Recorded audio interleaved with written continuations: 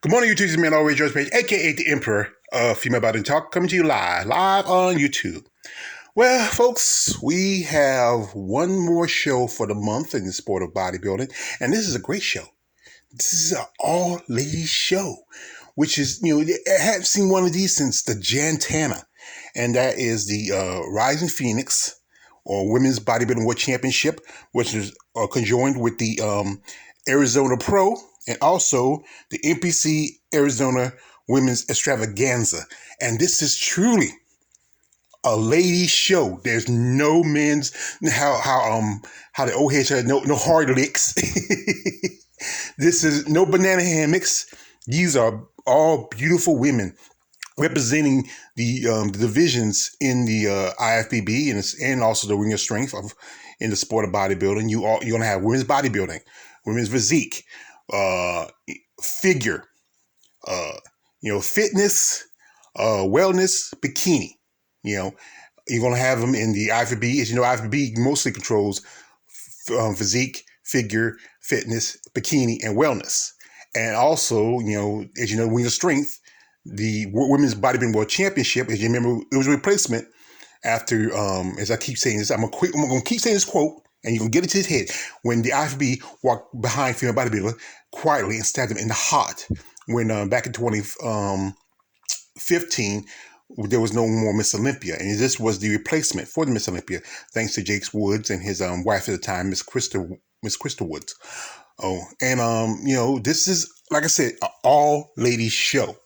Like I said, no men, and this is a great show. I mean, women need to stand alone for themselves. And like I said, I hadn't seen something like that since the Jantana. The Jantana was from the good part of the 90s until it was ended around 2002. It was a great show for women's bodybuilding. It was also a amateur show also that was connected to the Jantana. But we know about the situation with Jantana, ticket sales, yada, whatever. But this is a big lineup. But I'm just going to focus on the Women's Bodybuilding World Championship. As you know, I looked at the list for physique competitors, and none of these I recognize. So I'm not going to talk about them. But I will talk about women's bodybuilding, which is my subject. Well, my subjects.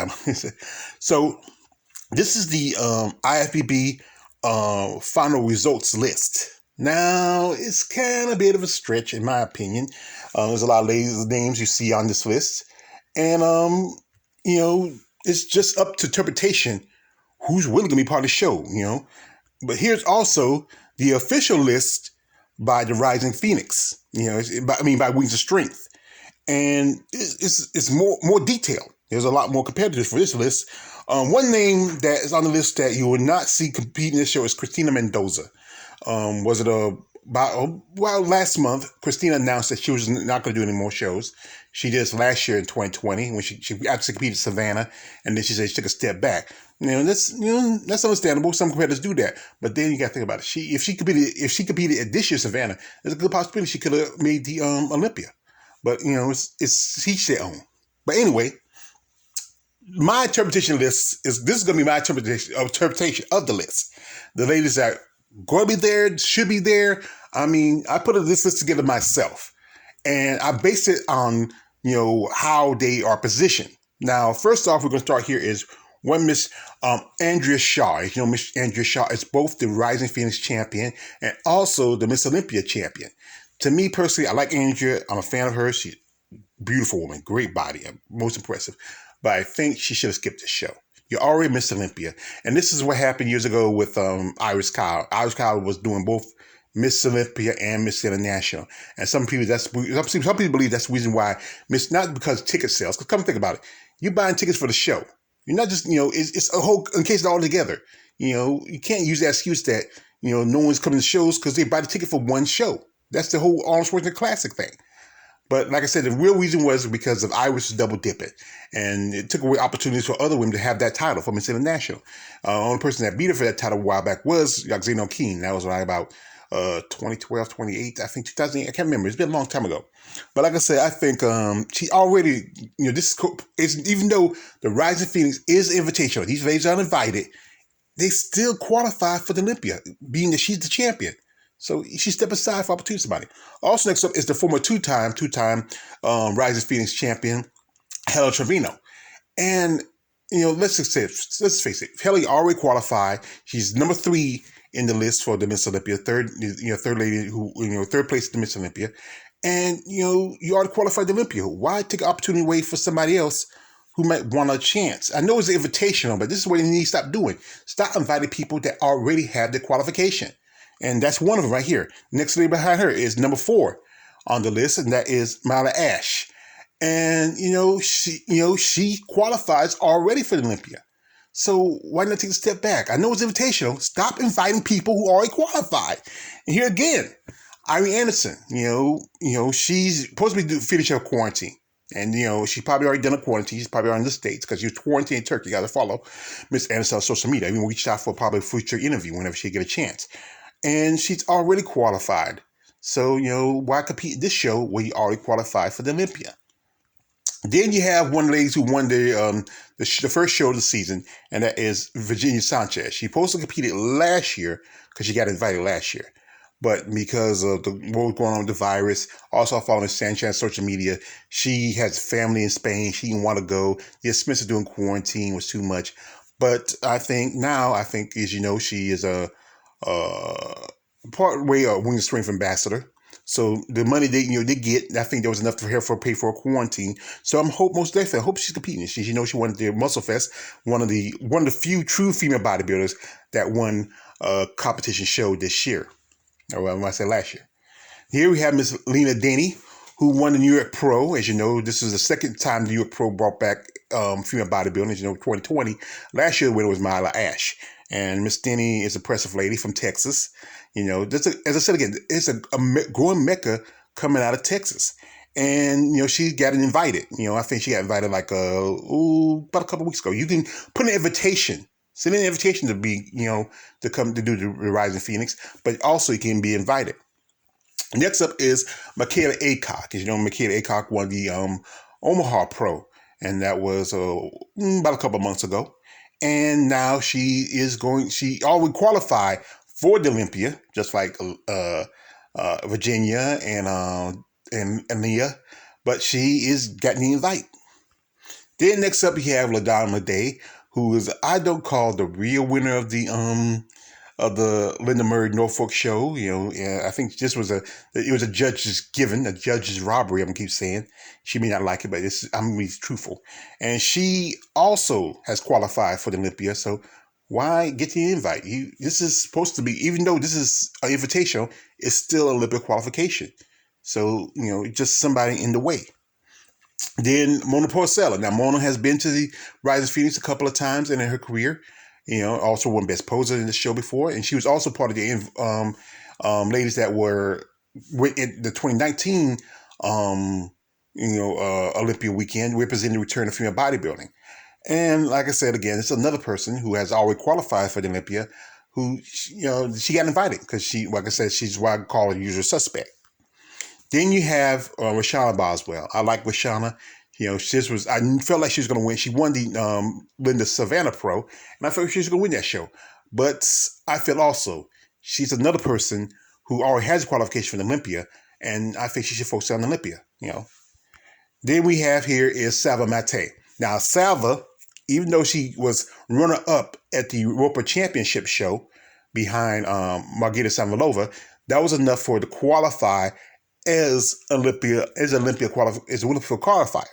Even though she didn't really win the show, because there's so few shows overseas, she was able to qualify for this show. So congratulations to her. She hasn't been to the Rising Phoenix since 2019, and it's been a while since you've seen her compete. So there's an opportunity for her maybe to get an automatic qualification, but she's already qualified for the Olympia.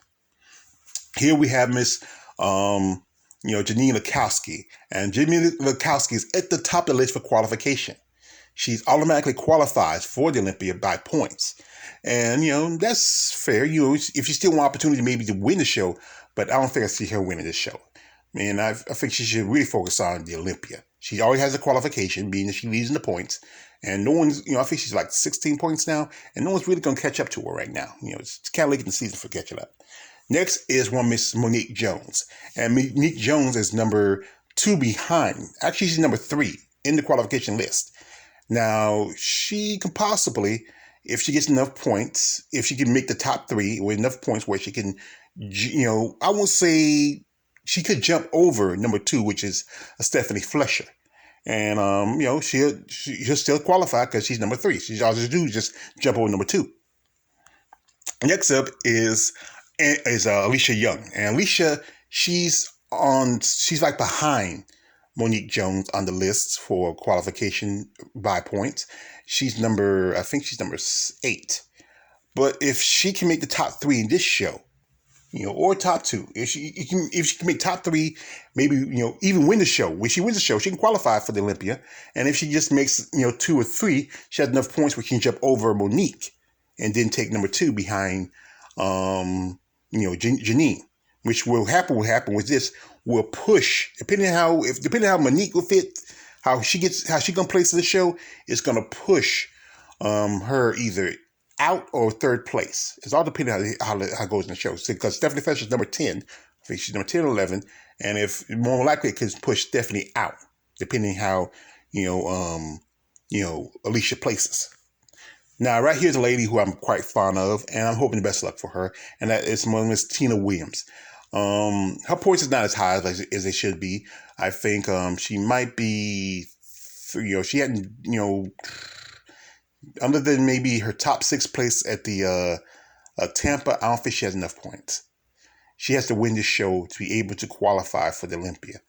Last year, she was a point shy.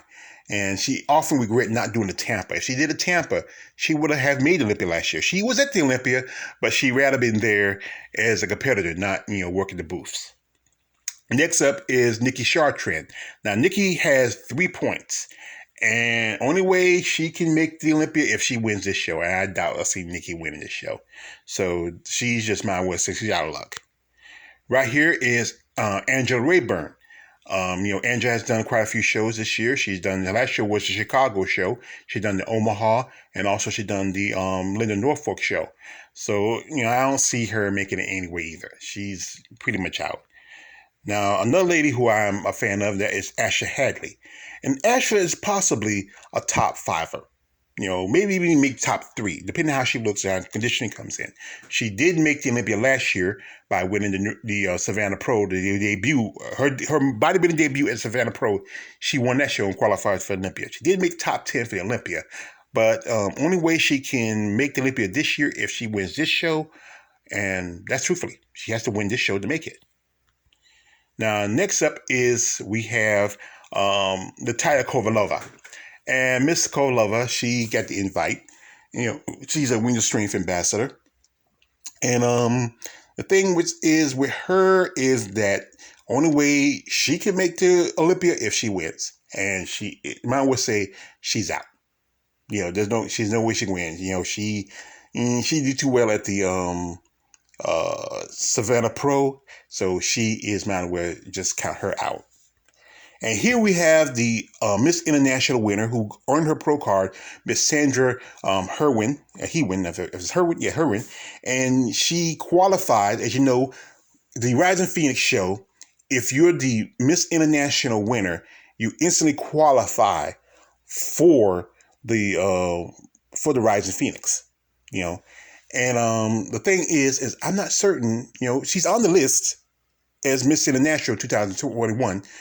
But I'm not certain she's going to be at the show. I'm not certain, if she can, she looks pretty impressive, but I'm hoping if she does this, if she has been working on and focused on her conditioning and bringing in a better shape, but she's not going to, she's most definitely not going to be winning that show. It'd be lucky if she even, I think she could probably tie for number 16. That's more likely what's going to happen with her. But I'm wishing her best of luck. She earned her right. She earned her opportunity to compete at the show. I'm hoping she makes it because, we like to see more. I like to see more women of color, especially women her age, competing for a show like the Rising Phoenix. Because we're not seeing a lot of women like her. A lot of women don't get the opportunities. Her age and her just her age and her conditioning, they're not getting the opportunities they should to compete for this show. It's just, there's a lot of, it's about favoritism where I'm learning from some ladies about this, the Rising Phoenix. I think like this. All women who have not qualified for the show should be invited. Anybody who already has a qualification, no. I wouldn't, that should be the rule. You already have your qualification. You're already going to go to the Olympia. Step aside for somebody who wants opportunity to qualify, or just simple as that. But we all know it's, bodybuilding seems like it's more about politics and it's more about popularity contests about who deserves the opportunity to. But I'm wish Miss Herwin the best of luck. I really do, Now, as you know, the prize money for this show is probably the best prize money, anywhere for any female bodybuilding show. That's $50,000. Still, it ties with the Miss Olympia, but they get a car, a brand new Corvette. And the thing is, after taxes, that's an expensive car to keep up with. And also, there's also several other prizes, such as, they used to have they do like a 2-minute video, each of the ladies, and the video gets a prize. Also, best poser, and also most muscular gets a prize. Last year, the most muscular went to Andrea Shaw. To me, I like Andrea, but it should have went to Monique Jones. That should have been her title to win. And then, this is going to be a great show. $50,000, depending on whatever prizes you win, and a new car. That's a good amount of money, depending for whoever, just a good amount of money. Whoever wins, I feel like it's gonna be Andrea. If she comes in the condition she came last year, it's gonna be Andrea. But I think, the most muscular should go to if either Alicia, Monique, or I would say also Irene come in the most muscular condition, or Hella, they deserve it. And best poser, I think it's gonna be between most definitely Janine and Mona.